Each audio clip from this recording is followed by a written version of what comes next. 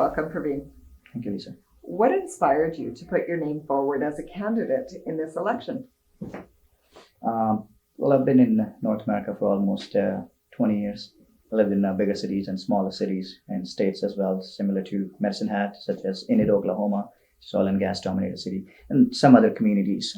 When we moved to Medicine Hat, I really liked the way the community is, very community driven and focused. I first opened the arena for the city, so I had good interaction with a lot of people. And then we bought a house here, and I thought, why can't I make a difference in the community where I'm living? So that's the main reason. So what experience do you believe will assist you in being an effective elected representative? As I said, in the last 20 years, I've been involved in business. So I shouldn't say that, but I'm a pro-business kind of guy, and I understand that everything revolves around the businesses. Often people ask me at the park and all that, and at the table, they're like, oh, you talk about business always. What about the community? You never talk about community. If there's no business, there'll be no jobs. There'll be no jobs. There'll be no community. So we need to understand that. And most of the businesses are owned and operated by 99% local people. So they are part of the community. Yeah. So what do you believe are the important issues that are facing our region?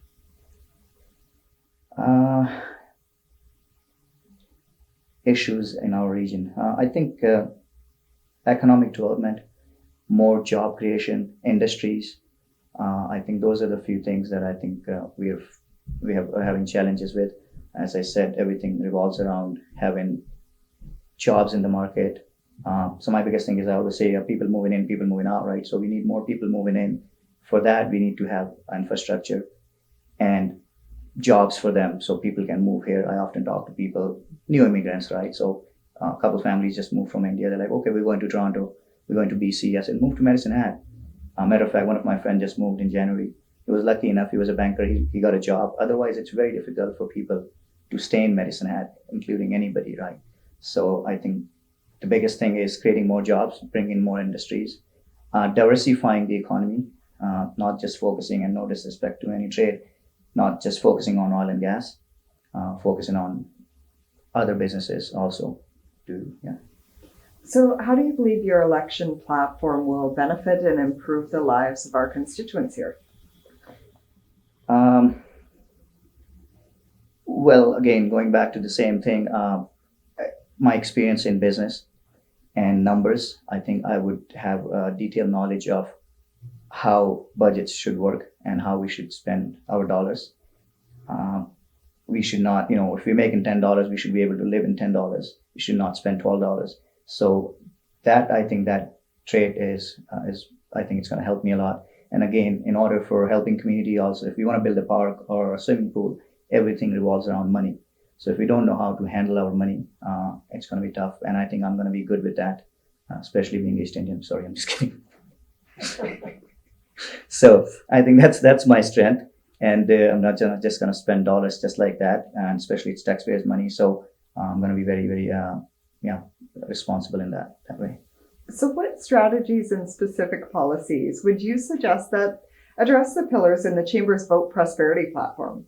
So those include innovation and a competitive strategy, infrastructure development, image and branding, workforce development, and business and financial supports.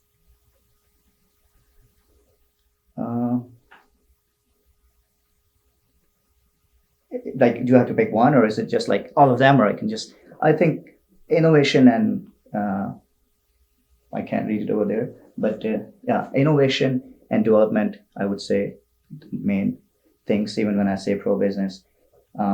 As I said, innovation brings growth into the economy. And, like recently we're talking about being innovative about helium plant and hydrogen. I think those are some good things. We need to focus on that. Development-wise, we got tons of land here. We need to bring some heavy industries, from waste to fuel kind of businesses and all that. I think those two are my key points. Excellent. So before we wrap up here today, do you have any additional comments, insights, or thoughts for the voting public? No, I would say most of the people have been living here most of their lives, so they know what's best for their city. I would say just choose the right candidate and don't take. People often ask me, "What party do you belong from?" And stuff like that. It's municipal level. It has nothing to do with the party politics. So I could have a political belief, but that is not going to reflect on at city level. So just trust your candidate and vote for the right person. Great. Thank you for your time today, Praveen. Thank you, Lisa.